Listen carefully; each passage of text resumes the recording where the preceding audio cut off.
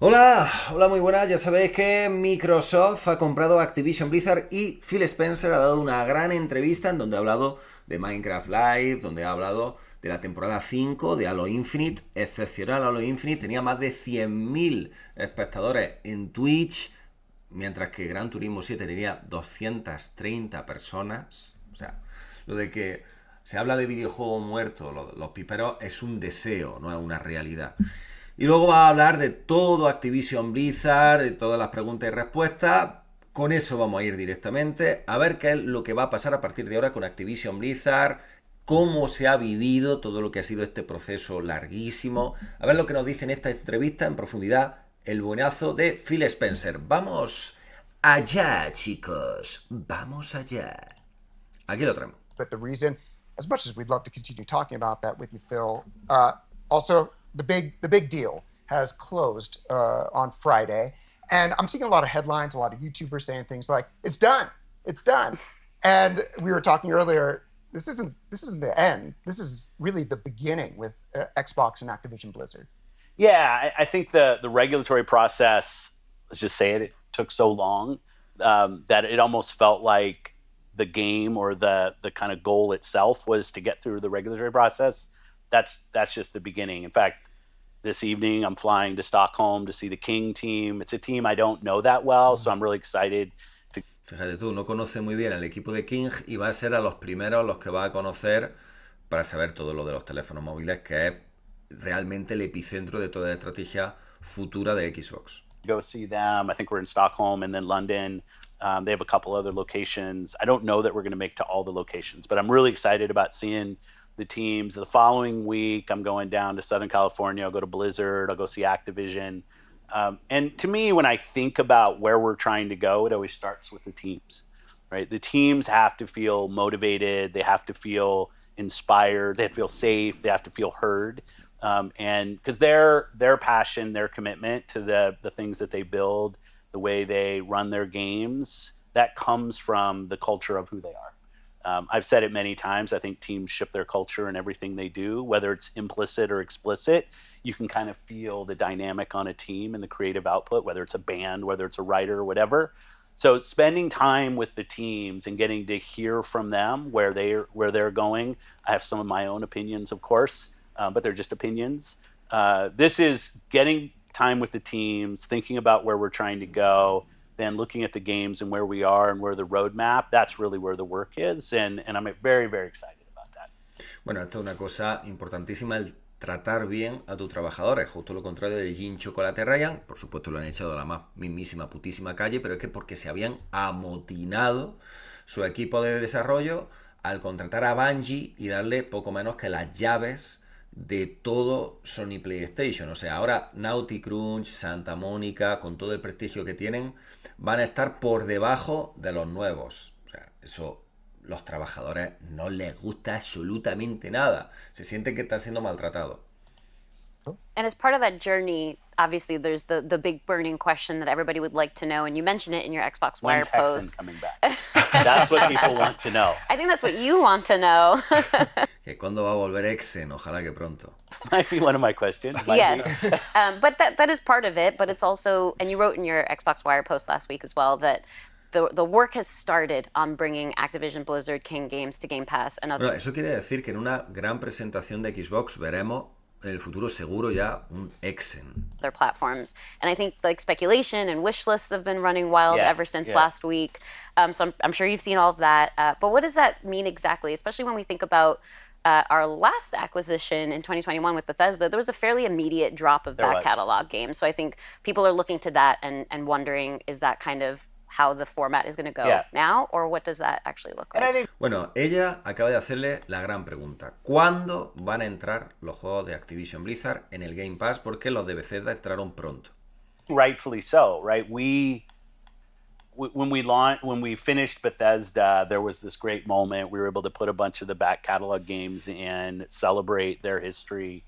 The truth of the matter is, with Activision Blizzard King, that the regulatory process took so long. And frankly, there was a lot of uncertainty in that process up until really a week before we closed, or the week of when the CMA finally came down to their decision, that we weren't able to get in and work with it's mostly Activision and Blizzard in this case, on that back catalog work. So now that the deal is closed, we're starting that work, but there is work.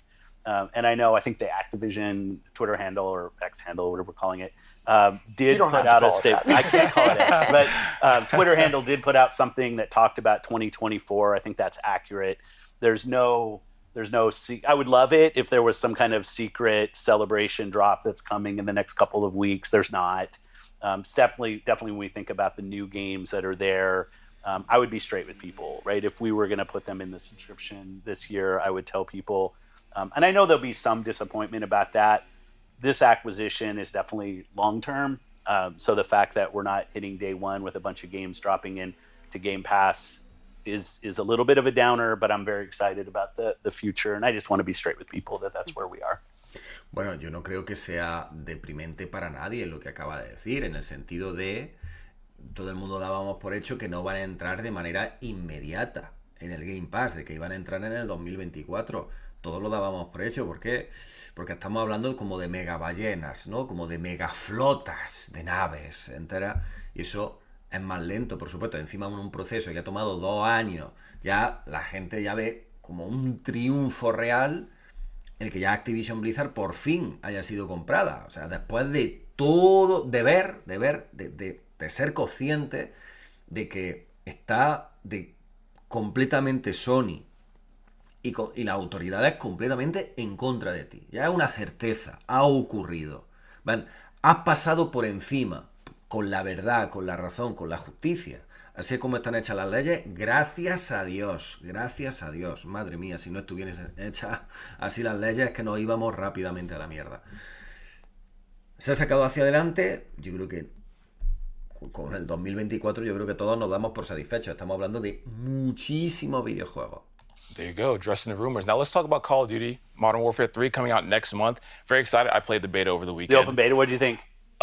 It's very interesting getting humbled by your reaction time going down every single year. Okay, young man. It's very clear that I count my reaction time in like tens of seconds now. Well, people are getting really good at the game, but to that point, like people are really excited about it. And I think for players who may not be playing on Xbox, they want to know, what does this mean for them on their platform? Like, is Xbox going to see exclusive DLC, early release, things like that? So what can you tell players who are looking to play Call of Duty on other platforms? And we say other. Esto es muy interesante. Le acaba de preguntar por el Call of Duty y por si va a tener extra en Xbox. ¿Qué es lo que deben de esperar los jugadores de PlayStation? Poco menos que le ha preguntado eso. Platforms. I think we're talking about PlayStation. Yeah, I think. Yeah, that other one. Then. Yeah. Bien. No tiene miedo. Ya se ha visto con la seguridad de que ha comprado Activision Blizzard, ya puede hablar sin miedo de PlayStation y tal. Dice, estamos hablando claramente de PlayStation, ¿verdad? I mean, because I think the PC players, their PC is unique, and I want it to feel like it's part of the overall gaming platform that Xbox focuses on. We've been on that journey for a while with our first party and our Xbox app on PC. There's a lot of work for us to continue to do there. For Call of Duty players on PlayStation and in the future on Nintendo, I want you to feel 100% part of the community. I don't want you to feel like there's content you're missing out, there's skins you're missing out, there's timing that you're missing out on. That's not the goal. Eso es precisamente lo que está haciendo en estos momentos PlayStation y por lo que querían que no se llevase a cabo la compra. Porque precisamente había contenido exclusivo para los mamotretos, para los niños ratas, que hacían que se fuesen a por la versión de PlayStation. Y dice Phil Spencer que eso no va a ocurrir. Goal is 100% parity across all platforms, as much as we can for launching content. I say as much as we can on parity because clearly some platforms have resolution and frame rate differences just based on perf. Está hablando de Nintendo. But there's nothing else. Like we have no goal of somehow trying to use Call of Duty to get you to buy an Xbox console. So it is, I want the Call of Duty nation to feel supported across all platforms. We've been on the other side of some of those skins and times, even this beta, wasn't on Xbox the first week. Fíjate tú. Acaba de echárselo en cara a PlayStation. Dice, la primera semana de la beta de este Modern Warfare 3 no estaba incluido la Xbox, estaba solo para PlayStation. Lo acaba de soltar. Dice, nosotros no vamos a ser como ellos, está diciendo.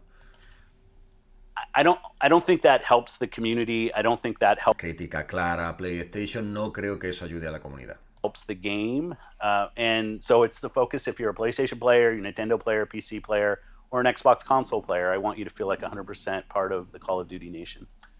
Love that. O sea, lo va a tratar a todos como iguales. Bueno, vamos a ser sinceros, los de PlayStation no se lo merecen. Eso lo tenemos todos claro. No se lo merecen. Esto es como las películas bonitas de no seas como ellos, compórtate bien, tal, vale. Me parece bien, me parece muy bien, que todo sea uniforme, que todos valgan lo mismo y tal, pero lo ha dicho bien, al menos lo ha dejado bien clarito de poner, no somos como ellos. Porque ellos no han ayudado a la comunidad, no han ayudado al videojuego, han sacado a todos los que han podido. Yeah. So let's talk about, we were talking about the rumors of when, things might appear on Game Pass. The other sort of like set of rumors is, or There's speculation never-ending out there. rumors. There's only the two, right? Is like, There are only two. Are you bringing back Guitar Hero or Tony Hawk, or would you have, Infinity StarCraft. Ward work on this Xbox StarCraft, IP or franchise or something like Muchísimas that? franquicias, And that muchas. stuff's been, there was 20 months to think about those types Yeah, of things. yeah. But now that officially the team is joined as of Friday, so you have 9 studios, there's a wealth of IP from Activision. Like, how are you thinking about these new teams, these new franchises, or new to us franchises? Like, how do you even like take all of that in? Yeah, the first thing, as Es que es muy difícil, es que estamos hablando ya hablábamos de casi 10.000 trabajadores en el caso de Activision Blizzard, bueno, una cantidad enorme. En el caso de Activision Blizzard no sé si eran 8.000, 10.000, el caso de Blizzard eran más de 6.500. O sea, unas cantidades muy grandes. El trabajo ahí de coordinación, vosotros podéis imaginar que eso es un infierno, el trabajo de coordinación. Y ahora, a ver cada uno en qué trabaja, cómo se pueden ayudar los unos a los otros. Complicado, pero como han dicho, han tenido 20 meses de tiempo para pensarlo. as I kind of mentioned before, is to go spend time with the teams. Because I just don't think that a team working on something that isn't their passion leads to the best result. So I might have my list of things from my memories in history that I want to see made again. Everybody will, right? When I just think about, not just about Activision Blizzard King, you add in Bethesda, you add in Xbox's history, Rare, like the amount of franchises that we now have in our portfolio it's kind of inspiring. It's daunting. I feel that we have to be a great custodian for the content that we touch. These are memories from people on different platforms, different decades. And I want to make sure that when we're going back and visiting something, that we do it with our complete ability, a motivated team that wants to go work on something and make a difference, not just create something for financial gain or create something for a PR announcement and not deliver on the product. So I'm going to start with the teams and what Otra crítica a PlayStation, otra crítica a PlayStation, otra crítica a PlayStation, o sea, olvidarse de la calidad por el camino. are they passionate about. That's why I'm excited to go on these visits. O también la crítica a PlayStation con que han ido a hacer videojuegos multijugador a muerte en cuanto han contratado a Bungie, se te amotinan, van en contra de ti. ¿Por qué? Porque los desarrolladores no están contentos. And then we'll look at it. Like I think we've done an okay job as Xbox. I don't think we've done kind of an A+ job on looking at our franchises and revisiting them. It's always a trade-off between what do you do that's new and going back and doing something. I do think with Game Pass, we have the ability to maybe pick a couple franchises every year and almost do like a revisited. I just made up that term, so it's not a brand. It's not on a box. It's not on a box, but I like I tease about things like Hexen just because I remember playing it as a kid. I have no plan for that, but I do think when you look across all of the franchises and are a part of our teams, there's an opportunity for us to go back, even if it's just to recognize the moment and what those things meant in gaming's history and do something right with it, make it available to people through Game Pass.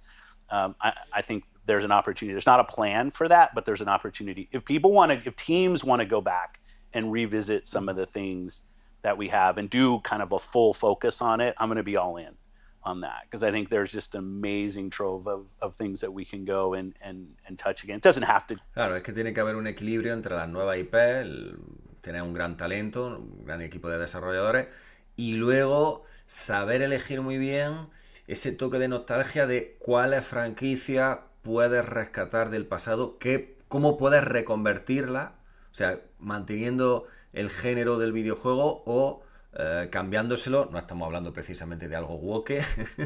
No, cambiar el género nos referimos a pues, un videojuego de acción, cambiar la estrategia a plataforma, lo que sea. It'd just be about Activision and Blizzard. Like I said, when you look across all the portfolio, I think about things like the Quake 2 remaster. It just came out from it. I thought that was awesome, right? They did a real good job revisiting a game, making it current, but also not leaving the history behind. So I'd love to see more things like that. Muy bien. So you mentioned the trove of content, the treasure trove, and you've mentioned Hexen. Yeah. I think so. It fits. But are there, Hexen's maybe a deep cut for some because it's a shooter from the 90s, and we obviously have a very wide-ranging community. Are there any other games or franchises, just for you personally, deep in the vault that we can now potentially explore, that you're just personally excited for people to discover for the first time or maybe rediscover? I hadn't really thought about that question. Specific on Activision and Blizzard, there's some moments in Activision's history. You mentioned Tony Hawk, you mentioned Guitar Hero, even things like Skylanders. O el mismo Pitfall. Es que, claro, el mismo Pitfall. Que está como perdido en el tiempo. Es que el Pitfall, realmente, vamos a hablar, hemos hablado siempre de que el Uncharted era una mezcla entre Indiana Jones y Lara Croft del Tomb Raider. No. Nathan Drake es el Pitfall. O sea, Uncharted es el Pitfall, pero descarado. A ver qué dice. Or that were moments where the teams kind of innovated outside of expectation. What do you mean I'm going to carry a plastic guitar and plug it into my console and play? Like, that's never going to work until it worked. And then everybody said, well, of course that was going to work. Skylanders kind of the same way. For me personally, though, when I think about the franchises, I kind of go back to things like some of the old Infocom things that were, like if you just asked for me personally, part of my youth, the Text Adventure Zork, those kind of things. I think about King's Quest. I thought they did a really nice job. But like those, the Sierra catalog, the Infocom catalog, just because of my age, like those things, Nuevo Gabriel Knight. they were moments in my gaming career, my gaming kind of experience that really meant something, and I love those.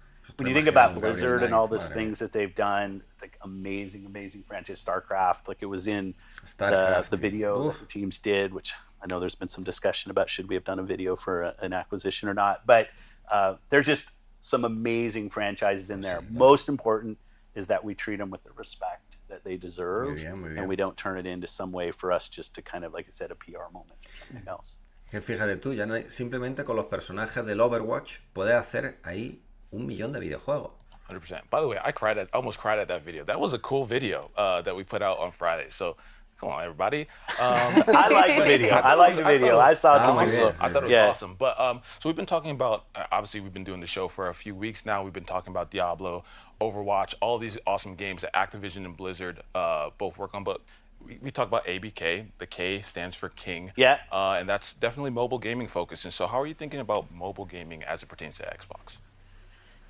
My goal as head of Xbox is, I've been here over 20 years. I want Xbox to be a great brand, a great community for people over the next decades to come. So when I've thought about that, of what do we need to have in our portfolio and our capability as a team to ensure 30 years from now, Xbox is bigger and stronger than it is today, we've got to be relevant on mobile. There's just no way to really plot the future without being on the platform that most of the planet plays on.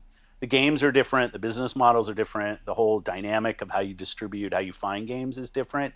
So when I was looking at that, Ahora que todo el público casual, prácticamente casi todo, está en los móviles. Needed to find a team that's had amazing success for us to learn from. So literally, Amy Hood, who's the CFO of Microsoft, and I went through a list of who are the most accomplished publishers in the mobile space And most people wouldn't have expected, I think, I didn't, that Activision would have been as high with the King work, as well as the Call of Duty mobile work, Warzone stuff that they've been doing, Diablo Immortal. And so I want to go learn from those teams, because I think it's critical for us to deliver on the full promise of over 2 billion people playing, the opportunity to reach more of 3 billion people playing video games, to reach more and more people, that people who only play on their phone find Xbox to be something that's interesting for them. It doesn't mean I want to turn all of our franchises into mobile franchises. It doesn't mean everything's going to go free to play. I think the distribution and business model kind of diversity that Y que va a haber muchísima variedad en la que quiera jugar. Vamos. we have is a strength of the platform. People who want to buy games, I love that. People want to subscribe to their games, it's great. Free-to-play games are great as well. But I'm really looking forward to learning on mobile. Because the truth of the matter is if you're going to continue to be relevant in gaming at a global scale, you're going to have to find a way to be relevant on the largest platform, which is mobile. So looking forward to flying and seeing King and talking to them and learning. Yeah, like you mentioned, you're heading out to Stockholm here, later today. Xbox is already a big team, and now it is, much bigger with like we mentioned, 9 new studios. We doubled. I don't know where you find the time in the day, but how hands-on do you expect you will be with our new teammates? Yeah, and some people here know that I'm a big consumer of what we do. I play a lot of games. I have opinions. Él juega videojuegos. They're not always right. They're definitely not always right. But I've already started asking questions and giving my point of view. I'm not one that says, thou must, like we have to go do this. But asking questions both to learn and to see what we're thinking about and where the ambition is. But I rely on the teams. I get the title. I get to come on cool podcasts and talk too much. But the work that happens here is really down to the individuals on the team.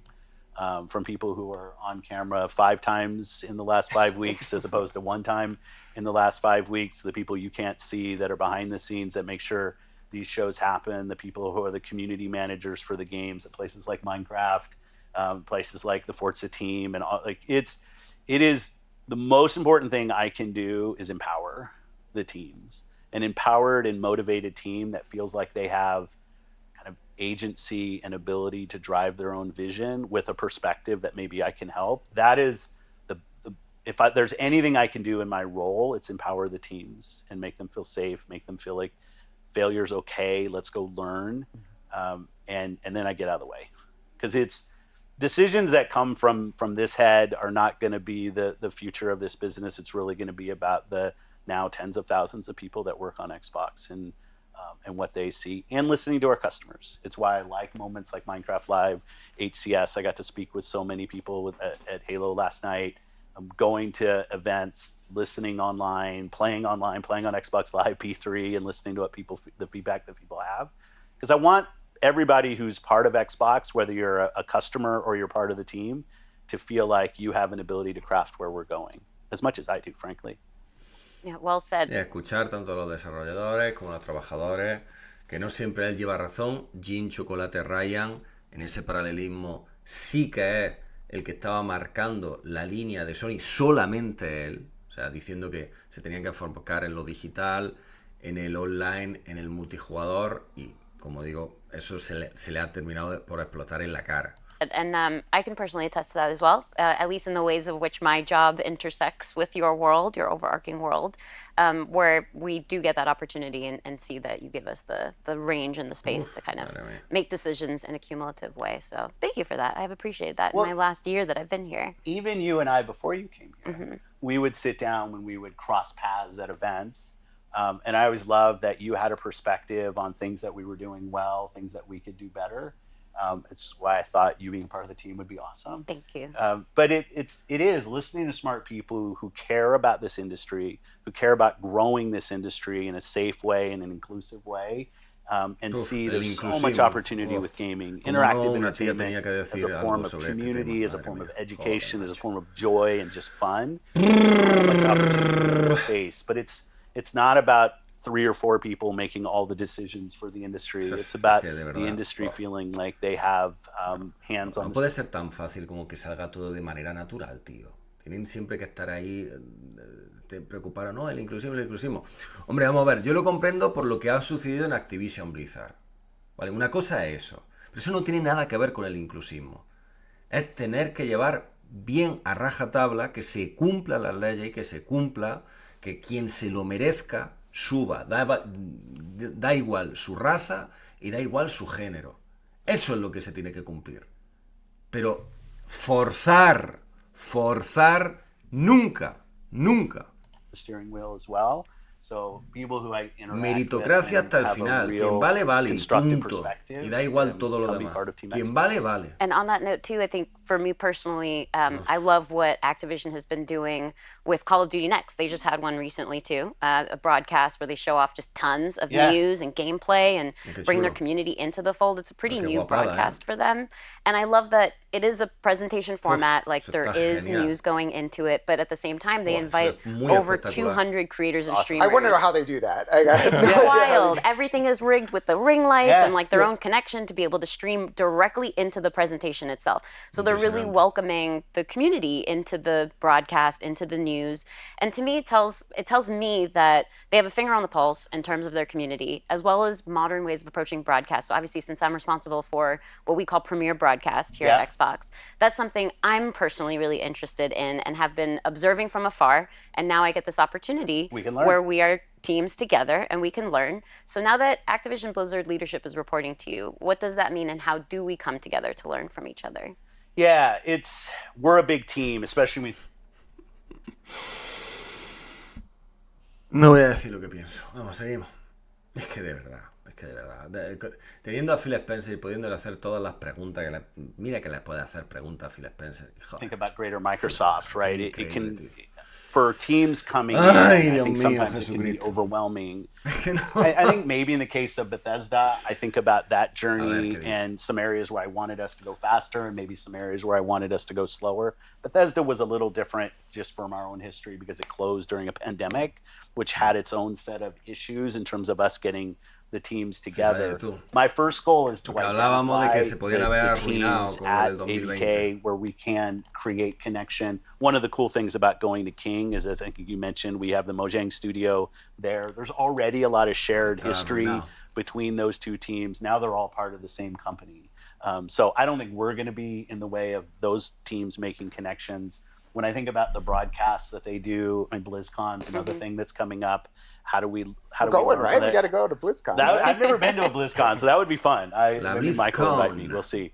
But for me, it's identifying the teams, making sure they're settled, because you got to think about these are teams that have been under a certain kind of ownership structure for. Puede que el Quake 2 remaster sea como una especie de avanzadilla de un nuevo Quake. Ya veremos.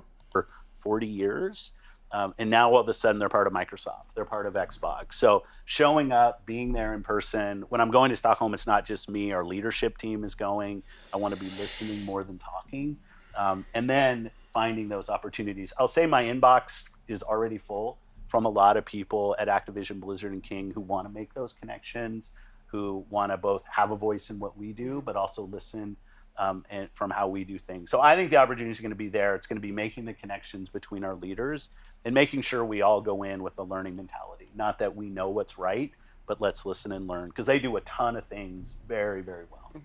It's all about that dialogue. Now I want to take a look back to take a look forward. So almost a decade ago, you got the job. I remember the video of you in Studio D with Larry. I don't know if you... I know, yeah. I go back and watch it from time to time because it's really interesting to see how Xbox's vision and journey has changed. And now we're going through this new phase with Activision, Blizzard, King, Bethesda. What is getting you as excited as you were back then about where Xbox is going? You know, it's funny. I think there were a lot of cartoons written from when Larry and I did that of me saying games. I think dropping some mic. I don't actually think I said that, but the sentiment was nice. I've always thought that having a strong creative organization was going to be critical to our path forward. I don't see how we build a platform without the voices of our creative leaders right there, and here's what they want out of a platform. And when I think about now the breadth of just players that we have, creators from Candy Crush to Hearthstone to Starfield, like, to Minecraft to State of Decay 3, right? You have like a breadth of creations that want to come out on our platform and other platforms. And what can we do to enable that? I am more excited about being here than I've ever been with the opportunity ahead. I mean, it's interesting. One of the members of our community who's awesome, his name's Clobril, and he's very good at building graphics. And he built that like 2017 to now. I kind of looked at it and I was almost daunted by the change. And people want to go on Twitter and find him. He's an awesome member of the Xbox community and creates great graphics. But the growth in our creation. Esos gráficos son los que utilizamos en los vídeos, los que utilizamos en Twitter, los que utilizamos en los directos. Está bien que sepan de su existencia. Creative capability was something that I thought was important from the beginning. Certain people would get upset that it wasn't going fast enough. Our first acquisition was Minecraft, and then we went through and we Double Fine and Undead and the list of a bunch of Playground, add Ninja. I'm gonna miss some, but like we added a bunch of teams, and then Bethesda, and now Activision Blizzard King. I'm just incredibly excited. I'd be remiss if I didn't say a little intimidated. You know, Un poco intimidado, claro. I see a lot of people who claim I've been trained for this job. I think you all know that there's no training I go through, right? I'm always learning every day, both on the PR side and from the leadership side. So maybe when I thought about starting my career, I never thought this is where I would be. But when I talk to the teams and I hear from the individuals who want to be part of this and the opportunity that we have ahead of us, that's the part that just gets me up every morning, 5 o'clock this morning, ready to do this, ready to go to Stockholm today, ready to sit with teams. I love playing games. I love creating games, and what an amazing opportunity for us. Phil, thank you so much for taking time, during what is probably the busiest time of your career or life. At least I don't have a tie and I'm not in court, right? But it was a good suit. You like it? Everybody liked it. I saw it in Spirit Halloween. You can be like someone walking behind with the coffee. That we're going to reenact that later on. So you got a 12-hour flight ahead of you, give or take, tonight. What are you going to be playing on the way? So I have my ROG. I'm going to be playing some Starfield, of course. I'm really enjoying that. Speaking of Starfield, I know we had more big news. Yeah, just this morning. It's good news. It's for a friend of mine who I've known for a long time, Pete Hines at Bethesda. Has decided he's going to start the next journey of his life. He's got a lot of things that he wants to go do. He's been such an incredible leader for us at Bethesda for so long, but also has earned this, right? He went through the acquisition. He went through building Bethesda, through the acquisition, helped us get through an amazing launch of Starfield. And I'm happy for him. I'm kind of proud of him that he's taking the opportunity to think about what's next. But he's announced his retirement's coming in November, I think is what he said. But it's nothing but great things to say about Pete and his contribution more than anything to this industry. To obviously Bethesda, to the Xbox in the time that we've worked together, and to me in just the feedback he's given me over the years before he was here about things that he sees and opportunities. Dios mío, vamos a morir todos. Vamos a morir. So you'll be playing Starfield on the way. Starfield Sea of Stars is a game I really like. ¿Qué ha pasado? It may end up on some Game of the Year. It should. Sea of Stars is fantastic. Dios mío. I've been playing motorsport. I'm probably, truth be told, more of a motorsport player than a Horizon player. If you go back kind of over the history of it. I'm still working on Brotato for people who have not played the Brotato on a Tenido que silenciar esto, game. madre mía. You should go try it. It's awesome on my ROG. You're right. I've got 12 la hours. In Starfield, we've done a few playthroughs before we launched. In this playthrough, I'm at the NASA facility on Earth, so I'm feeling good. So we'll see. We'll see how much I get pulled back and forth. Another one, Liza P. Neo is the team did an amazing job when you think about, hey, we're going to go in a genre that has such a high bar in terms of what people expect from combat. from feedback. I love the setting of kind of a gritty Pinocchio setting. Tiene que estar muy bien. Great addition to Game Pass, but I'm not here to be an ad for Game Pass. But I am here to be an ad for Liza P because it's an amazing team that did a great job on a game. So go play that. It's loaded on my ROG. I look forward to playing. This is a Liza P Stan account Yeah. support. Oh, is it? Okay. Yeah. We've talked much about that Yes. game on this It's awesome. podcast. This is on the support because I definitely need it. I'm dealing with this very angry, scary clown robot right now. And if you've passed that, we'll have to exchange some tips because right now I was up way too late last night. And he's not even one of the big bosses. No. Oh. Well, Mid-tier. he's got the long energy bar, so I count that as a big boss. That's fair. There you go. Yes. So you're past this point. No, I haven't gotten there because I've been struggling okay. more than Jeff has. But that was my Okay. understanding because people had called that one out in particular, that fight. I've never been so both revolted and charmed by a game at the same time. It's a at beautiful least not in a game. long time. I love There are it. some one. amazing games out right now. Yes. Oh, many. a You lot. know, and it's like we're right on the cusp of Spider-Man 2 Yeah. coming out, which will be another amazing game. When I just think about the amount of this year has been a special year in gaming, like from the Eso es cierto. beginning. Muy There was a buena. lot of pent-up production and creative energy from stay at home, from COVID, and it's awesome. Now, what I hope is that people keep in their head, I don't have to play, I can play a game that didn't launch in the last 2 weeks, so you can go, if you miss a game right now, you can, in, I don't know, January, February, whenever, you can go back and revisit. These games deserve to be played, and there's just an amazing amount of great games out right now. Baldur's Gate 3, another fantastic game that's out. It's so anyway, it's a fun time. Grande juego. Backlog It is is stacked. a very great Oh time my goodness. right now. I think any final things you want to land, because we would be quite remiss if we made you late for your flight.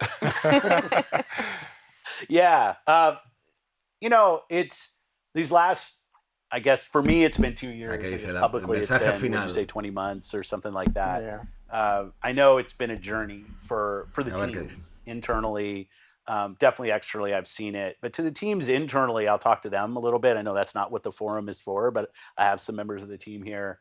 Like the support, the conviction, the asking questions at the right time. I can see people biting their tongues sometimes when they want to ask a question, but not sure it's right. Same thing with the community outside.